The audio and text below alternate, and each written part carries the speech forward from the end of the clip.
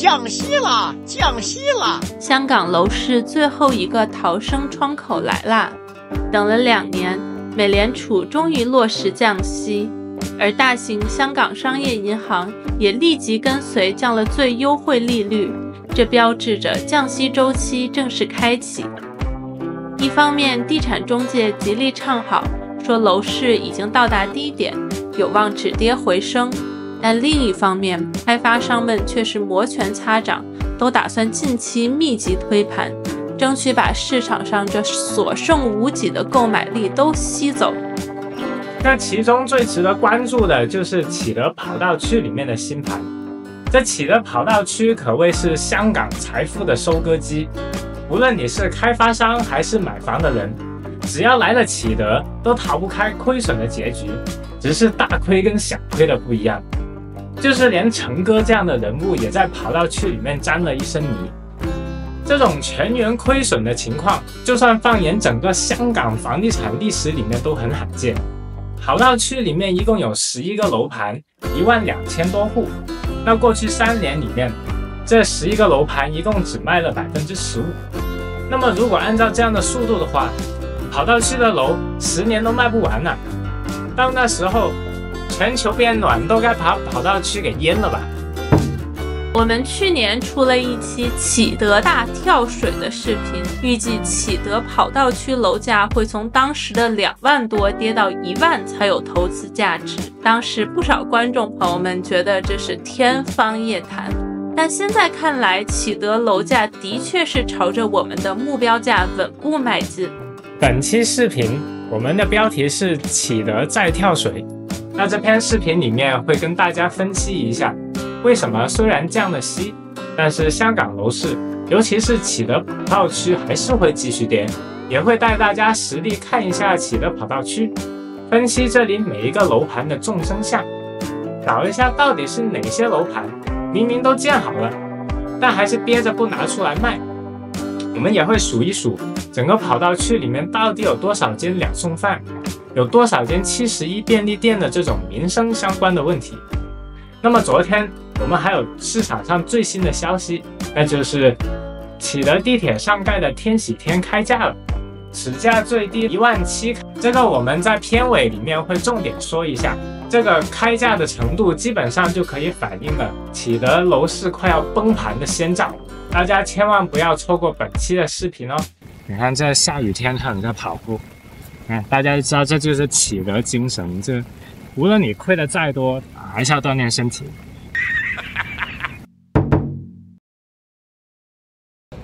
这是新世界跟远东的百味生，这个楼盘说起来很有历史哦。它先是那个高银，潘书通先生买的，然后爆了，然后就卖给启德，不是卖给佳兆业，然后佳兆业也爆了。然后再卖给这2生，那这个新世界跟远东差不多，印象不好啊。对啊，差不多爆了。这个这接盘的估计。百味生这个楼盘是24年7月份开始推的，当时跑道区的楼价还是2万左右，但我们的 agent 很有魄力，他大手一挥说降价。然后第一期推出来的均价大概是17000到18000左右，跟当时的市价相比，大概有10%到15%左右的折让。那因为这个大幅的降价，所以他们第一期还是卖的挺不错的。首期他们推了198伙，当天就卖出了91%。新世界甚至搬出了非洲刚果的买家给项目做宣传，估计是非洲那边不太相信风水吧。但可惜项目后劲乏力，之后推出的好几轮出售的结果并不理想，甚至最后的几轮一天只能卖个7、8伙。那么接下来这个楼盘继续降价促销的概率还是不低的，因为这2家开发商的钱都比较紧，那么我们就可以继续观测一下他们能够降到一个什么样的程度。天喜海你看一下，这楼建得很高，但是整个项目是跑道区里面这个伙数最少的，就大概有400多伙，但你看它建了这估计往30层建了，而且还有好多栋哦。那说明它每一间房间就会超级大，这真的是给达官贵人了。所以的话，观众朋友们，如果你就吃3送饭就想都不用想，就天喜天还可能有一些，就可能700、800万的这种的户型给你们买得到，那天喜海不用想，5000万起步啊！我就这么说，5000万起步，你没有5000万就不用想这天喜海，豪宅中的豪宅。喂，大家经常说什么惠州鬼城、惠州鬼城什么的，喂，这才是鬼城啊，好不好？迈阿密 Key 上次不又建好了吗？迈阿密 Key， 但应该没有上次来的时候就建好了吧？这么毫无争议式的，应该就真的是建好。这个项目就是当年22年年底卖的，然后说是超额认购13倍，然后最后只卖出30%。然后自从那一轮之后，估计市场上的买家对这个发展商的信心就没有了，然后后面基本上没有推，然后最近也没有说特别说减价出来卖，就很安静这楼盘。那就说明他还有实力去囤货吗？不着急卖吗？他憋着。那这个发展商是哪几家呀？这好像我记得惠德丰啊。哇，这楼盘好大。什么叫好大？基本这个地面就是面积都差不多呀，土地面积都差不多嘛。1200多套。他现在这个为了就是建更多的楼，他把这个楼就是1栋、2栋这种之间的缝隙都几乎没了，所以这楼看起来都是一大片，跟那个屏风似的。看起来这边这一栋其实还是有一些入住的。对，好像有几间。它这边这栋，它这个角度应该是有海景的，它应该那边能到一点点海景。它后面这些就肯定是因为正的角度是完全被挡住的，它这个应该是有海景的。它应该可以从那个天喜海旁边那里看到一点点海景。亮灯率应该不会超过20套，我感觉不会超过20套。就这一面呢，另外一面可能有20套，加起来40套吧，就估摸着算。卖了多少套？卖了87套。哦，估计不少人是买来收租的嘛。对。所以现在他又没卖出去，那么才卖出去87套。那你真的要租的话，得从那87个人的手上面租，那估计也不太好租。这栋是什么楼啊？这个天龙，跑到去潮汐的，也是走高端路线，卖给达官贵人的。对，这个楼的设计跟其他楼不太一样啊，很古典高雅的感觉，就一点都不普通。看起来是这个高级一些。天龙，因为现在普遍楼都是就是全是玻璃嘛，然后长得几乎都一样。我把这个镜头切过来，你说这几个楼有啥区别？啊，这些楼有啥区别？大家说，啊，都一样，你买进去也亏的一样多。这个还是有点特色的。天龙是哪个开发商开的呀？也是惠德丰那帮人的。然后整个楼盘566套，至今卖了62套，卖了11%，其实还可以。就因为比较贵嘛，它一般这种就是面向豪宅的都慢慢卖，就是有钱人也不会说地里面长出来的，所以慢慢卖。这是不是游泳池啊？因为你在这个这个空中花园就能看到游泳池，就不太好。对面也能看到啊。我觉得豪宅应该是有一种隐私的。但它这么大一个水池，不是游泳池，那太浪费了。我觉得可能是啊。可能它的会所就在下面这2、3层啊。因为你看那边有一个桥，它是你可以不用淋雨，就直接从那楼盘里面走到这个空中花园。这个应该到时候每一个都有了。应该是，尤其是这些豪宅，这已经建成了，就没有就没有。它就是就得从这儿出来，然后上来，就普通人就得走这下面了，对吧？但我跟你讲，这天桥上啥都没有，只有在这可以走，所以你并不是说你每天都有这个像上天桥的需求。那旁边就是 One Victoria， 这整个启德跑道区卖的最好的楼盘，因为它卖的早。啊，这边的入住率感觉还挺高的。对，启德1号一共有1059套，卖了978套，所以就基本上卖完了，剩下81套估计就是中海的这个盈利的部分，它也不急着卖。然后它还有一个游泳池，还有人在游泳。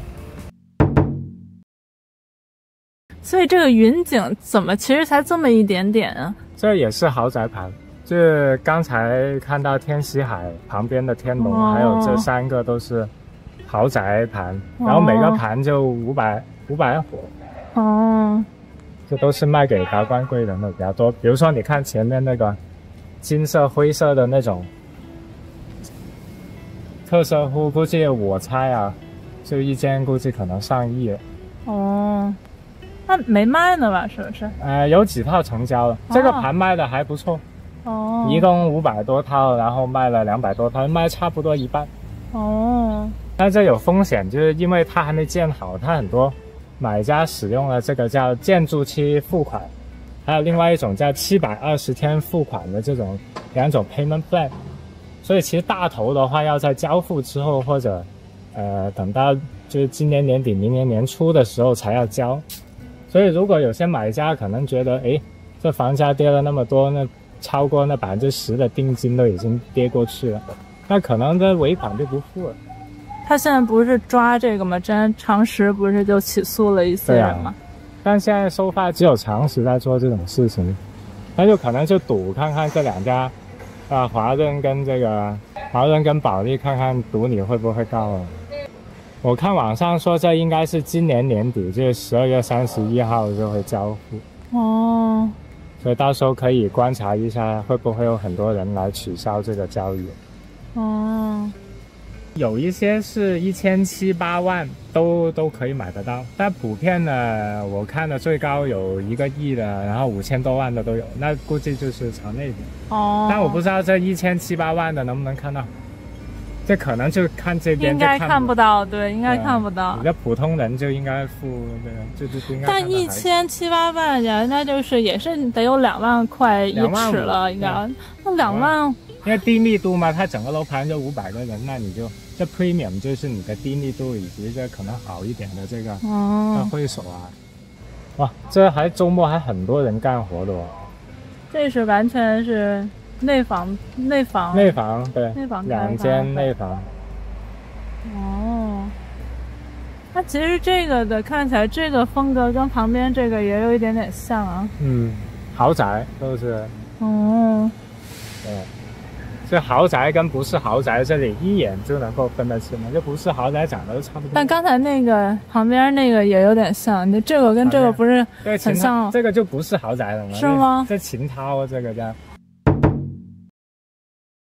这就是卖给平民老百姓。但它又是在这个海景的这个位置。对。它这个产品的设计感觉跟不太一样啊。它就可能是卖给平民，然后加一个 premium， 然后这帮豪宅定位的估计就每间设计的很大。我知道了，是几千万。所以这个才是韭菜中的韭菜，就是那一帮自觉是中产的人。没有，这人家还没卖呢，所以也不知道谁会买。这可能没人买的，说不定。那但他设计这个产品的时候是针对这一帮人，是针对就是中产里面想装个逼的。高级中产逼，有道理。你看我们现在就因为还没有人买，所以我们这么说就不会得罪任何人。那除了得罪发展商以外，那这个的发展商是哪些呢？也是一堆啊，中海，中海还有九仓的嘛，这很多 JV 的这个。好了。那我就好奇啊，就是说，比如说这种有很多开发商一起开发的这些楼盘，他在当时设计这个产品定位的时候，就各家怎么去协调，比如说自己想要什么样的产品呢？就拍地的时候是已经分工明确了，那所以就让负责设计的人来设计。哎，你看这边一般都有这个小走廊去连的。哦，对啊。啊，这就琴抛。它为什么要叫琴抛这个词儿呢？琴是哪个琴呢？草花头一个秦朝的秦，涛是三点水一个波涛汹涌的涛。好难听啊！你说你住哪？你家住哪啊？你可以过去看一下。这也还没完全没卖的，这不知道怎么办呢？这帮人这边还在建，这起的怎么周末还在建？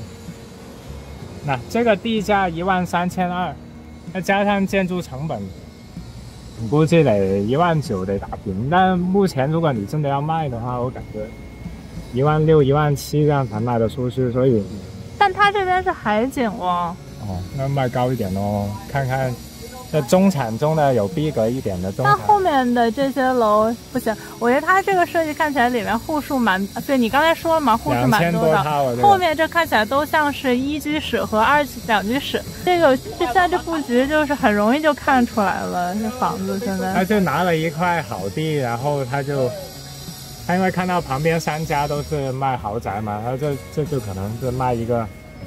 就中产家，就中产往上一点点。那我估计它朝海的那一面应该都是大的3房4房，然后他把后面这部分搞成了这个小房子。对对对，这应该是定位会喜。对。这楼盘命名都没有命名，但找个名字都找不到。哦对，这个是没有名字的。这个楼盘你起开。那这个长得一模一样啊，这个还没有卖啊，没有名字，就还没有备案呢。但我感觉应该可以入住楼盘。这个楼盘其实在24年9月初的时候才公布它的名字，叫 Double Coast。这也不知道是怎么 Double Coast 法，明明这楼盘只能看见东边那个小小的避风塘。哪来的 Double Coast？ 这个项目一期一共有361伙，最快9月内会推售。你看照片里面的梁志坚主席，眼神里面已经有一些迷茫了，估计他也看不清跑道区的前路了吧。发出这集视频的时候已经是9月底了，那我们现在看还没有推出来，不知道他们在等什么呢？这些楼盘真的长得太像了啊！然后喝醉了回家，哪个是我的？我住哪儿啊？不要一不小心去到豪宅区就行了。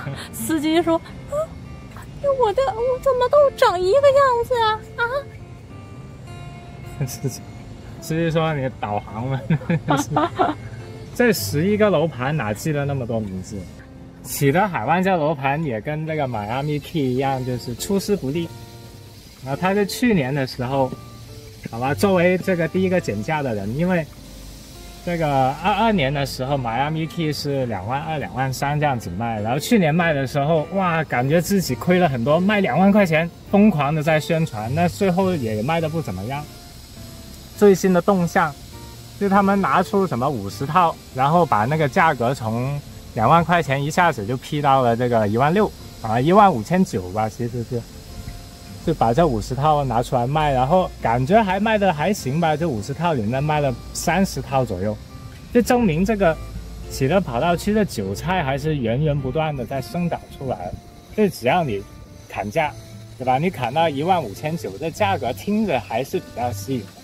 因为最近这新盘，比如说像这个百味生就就新世界我们刚才看的那个也卖17800左右嘛，那所以你卖15900的话还是比较吸引的，那还是有人会买的，只是你的价格得打得很低才可以。但我觉得他做这种动作的话，其实你说你套与套之间差别有多大呢？就你把你自己的价钱就自己砸到这个位置，你后续的人除非市场变得特别好，你是一个牛市，那你后续再卖的话，大家就会觉得说啊，你不是那几套，除非你是那几套是比如说有遮挡的，就真的不好的话，那的话我觉得那你的东西不就把你自己的盘就砸到这个价格了？对，它这个卖到15900，它其实应该是一个试水温的一个那个动作，它之后估计肯定也要类似的价格才能卖出去，因为这里供应实在太多了。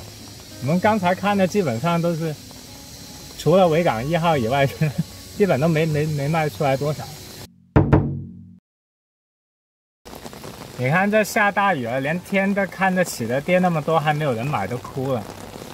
我们前面这方向是这个启德体育园，已经雏形已经出来了，基本上还挺好看，就紫色的，挺好看。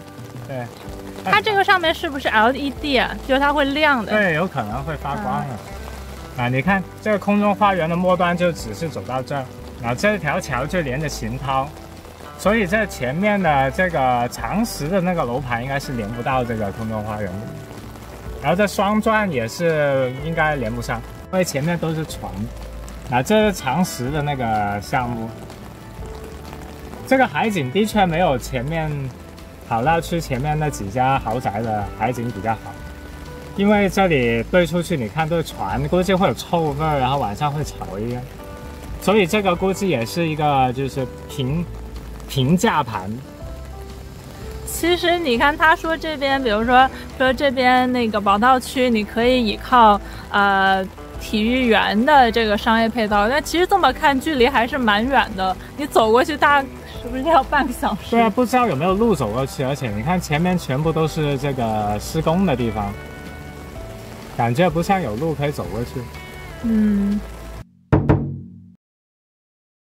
你看到前面这个棚子吗？它是镂空的啊。对，其实启德的基建都是这样的，就愿景很好，但是实现上来都是镂空的，就像梦中一样，空中楼阁这个。对，你要它干嘛呀？你又没法达到就是说遮阳遮雨的效果。这就是启德的梦啊，这镂空的。这个楼盘是这个中海独资的，叫维港双钻，大概有700多户，这是最近快要推盘了。就最近启德区有3、4个楼盘都在蠢蠢欲动，就因为可能未来3到5年唯一的一个噱头将要来临了，就是美国降息。然后这3、4个楼盘都准备推，这其中一个就包括这维港双钻。第一批可能推出100来套吧，但是据这个小道消息反馈，这个收票的情况非常的不理想，就可能就几十套吧，就可能第一轮卖出来都卖不完吧。他有说价格打算出多少吗？价格估计也是跟这旁边，就可能比旁边贵大3%吧，因为启德海湾都打到了15900，这个我听说是16000、17000吧，所以价格上不是特别有吸引力。但这边看起来就是，风景要开阔一点，因为它是斜着嘛，它大部分楼的朝向都是斜着的。即便长江的这个站起来了之后，其实倒不会挡住它。虽然说这边没有什么海景，但是你可以看到启德的园呀，那这边附近都没有高楼，所以视野会开阔一些。对。破启德这空中花园啊！现在就是他妈显原形了，连个遮雨的地方都没有，是吧？很坑爹呀！没有交通，而且之后说是要在这个空中花园上面建一个这个绿色轨道、智能轨道，对吧？你说这可行性基本上是为0的，我觉得谁建呢？你建了之后，这空中花园就毁掉了吗？不是？但有遮挡了啊，对，有，但上面就叮铃咣啷，那就觉得很危险。它这公众花园也非常窄嘛，就这么一点点。对啊，你看你这站台，你这人站的地方，其实就基本上就可能就这么2、3米的这么一个地方。我们在片头的时候还留了一个问题，就是启德跑道区里面有多少间两送饭，有多少间71便利店。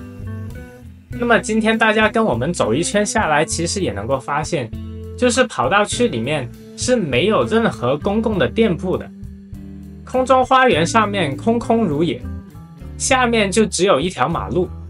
如果你要商店的话，就得在各自的楼盘里面找了。如果你住的那个楼盘没有两送饭的话，那么恭喜你，你就自动变成了吃贵菜的达官贵人了。这好像设计很特别。它这个为什么有一个就是这怎么跟滑梯下来，人那边跟滑梯下来的样子似的。这个我们聽一下中介是怎麼解釋的吧。咁中間嗰條罅係咩？會所。我會所喺上邊。係啊，有一層會所。3樓都係會所嚟。3樓會所，跟住上面有會所。係啊，咁左手邊呢一排咧，即係下邊嗰層咧，成個泳池。泳池啊，高空泳池。如果你中間有泳池咧，你係全部都學識我哋嚟㗎嘛。係啊。我佢呢個係空㗎喎，空㗎。再特登咁做就冇咗嗰啲乜上氣㗎。佢哋咁樣講咯。哇，原來中間那個空的是一個泳池啊，那到時候你就可以在高空上面游泳，這個想想也挺有趣的。這個視頻是在9月中的時候拍的，當時候天喜天還沒開盤呢。那我們不妨也聽一下當時的中介對於天喜天的定價到底是怎麼看的呢？幾錢到有冇啊？唔知啊，佢乜都未講。話2萬幾咁。冇啊，唔會賣到3萬㗎。估㗎咋，我哋都係估㗎咋。我諗2萬中到啦，2萬中4、5咯。如果3萬就應該唔會嘅。2萬中。如果去到3萬嘅話，佢上面嗰啲好難買嘅。接下來我們講出價之前，先給大家介紹一下天喜天這個樓盤的結構。這個項目基本上是分成了2個世界，泳池上方的稱之為真正的天喜天。上面每一間都是幾千尺的特色戶，入場價都是按億來算的。如果你不是達官貴人的話，就是連去看房的資格都沒有。而泳池下方的則是比較親民的戶型，我們可以親切地稱之為天喜地。這裡以小戶型為主。那麼剛才中介朋友預計的2萬中左右的價格，說的就是天喜地的價格。他說的其實也不是特別離譜，基本上就是黃竹坑上蓋的那堆大概2萬2左右的，然後再加上新鴻基的一些溢價。但是2天前，新鴻基放出了深水炸彈，首批均價19600，而最低的尺價竟然只要17000就能買了。這個價格老實講是比較出人意料的。首先，這個項目是地鐵上蓋，它的地理位置還是不錯的，而且新鴻基自身的財力非常的雄厚，他們並不着急的回籠資金來救急，所以這讓我想破腦袋也想不出新鴻基為什麼要以這麼低的價格來賣這個天喜地呢？除非它只有一種可能，那就是新鴻基覺得啟德樓市很快就要崩盤了，所以他們現在得抓住這個降息的窗口趕緊賣，能賣多少是多少，要量就不能要價了。過去3年樓價一路走低，期間政府推出了無數刺激措施，像是開關、高才通、撤辣等等，但作用有限，基本上利好了2-3個月就恢復了逐步下跌的趨勢。這個現象就跟一個腎虛的人一樣，你每天給他喝益腎3邊酒，但是他越喝越多，腎的透支就會越厲害。究其原因還是樓市的基本面奇差。一方面，居民日常消費外流到深圳、日本，中產財富搬家到英國，整體經濟變差使得對地產的需求減弱，從最初的辦公室逐步蔓延到住宅、商鋪，無人能幸免。但是由於目前香港的失業率奇低現在因為受到房價暴跌而破產的主要都是那些高槓桿的投資客，並沒有像03年那樣因為樓市暴跌而影響到整體社會的穩定。那所以有些人期待說現在能有當年像孫九招這樣的刺激政策，這就跟痴人說夢一樣。另一方面，開發商庫存堆積，一手房存貨創20年新高，而高息環境迫使開發商減價促銷，以回籠資金降低債務。這樣供應高需求低的情況，樓價並沒有上漲的動力。像我們機智的成哥，他就一早看清了這個大勢。比如說像23年的青海站以及24年的 Blue Coast 這2個深水炸彈，都是我們成哥智慧的結晶。回想當年這2個樓盤開盤的時候，無數人調好了鬧鐘，一大早起床排队认购新房，他们争先恐后的跟成哥做对家，一时间万人空巷。现在回过头来看，这帮人是不是就有点搞笑啊？你也不是第一天来香港了，怎么会觉得自己比成哥更懂楼市，竟想割成哥的韭菜？如果单看启德跑道区，这区的买家主要是内地的买家。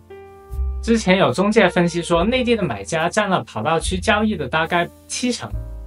对于这类买家，前2年的开关以及撤辣这2波已经收割了大量的购买力了。而新的买家需要把钱从国内弄出来也不容易，这需要时间的积累。这有点像跟绿色植物一样，它生长出来是需要时间的，你可不能拔苗助长。如果剔除云锦跟天龙这2个豪宅盘，以及21年楼市火热的时候开卖的维港1号，这2年启德跑道区的成交就只有22年底开盘的 Miami Key、 23年底开盘的启德海湾，以及24年中的百味森。这其中 Miami Key 叫价23000，至今一共卖了不到100套。1年之后，启德海湾降价13%到2万，一共也只卖了100多套。而新世界跟远东的百味森再降价到18000，目前也只卖了300多套。这么看下来，每次降价2000块钱，的确是能够吸引大概200-300个边际的买家来买房。考虑到目前百味森18000的价格已经滞销了，所以下一个能卖的价位估计就是16000，而这个价位现在已经开始被启德海湾给占领。他们最近拿出了50伙，降价到16000左右来测试水温。如果卖得好的话，那他们应该会继续加推。别忘了，启德跑道区还有成哥一个盘，大概700多伙呢，今年估计就能推出了。这700多伙说多不多，但在跑道区的话，如果你不减价，估计得卖好几年呢。